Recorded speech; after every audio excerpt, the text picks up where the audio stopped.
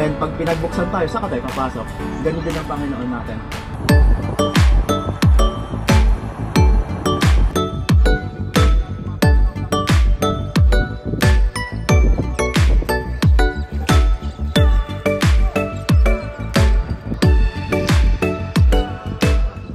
Good morning mga Kapapa Jacks. Airport ride ulit kami ngayon. So another 70 kilometers.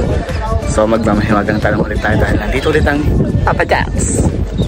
Anong sekreto ba't di ka napapagod? Medyo nakapagod nga. Hindi lang halata. Masakit na yung tagilira.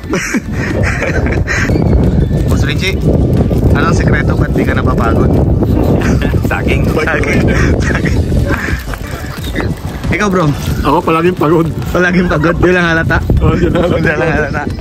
Ikaw bro, ba't di ka napapagod? Pogi pa rin, no? Anong sekreto? Anong sekreto? Wala daw. Ito to mga tatlong to. Ang pinakamalalakas tanuin natin. Oo. Tatanungin na tayo. Ito muna. Ito last to. Bro, anong sekreto ba't di ka napapagod? Huwag mo lang ipapahalata, pre. Huwag ka napahalata. Ikaw bro? Sa akin, saging lang. Saging lang. Ito. Halimot. Salamat sa devotion ha. Ay, praise God. Pero anong sekreto mo? Na hindi napapagod. Walang padyak. Pag sinabing walang padyak, kapahang ka. Sobrang padyak mo na.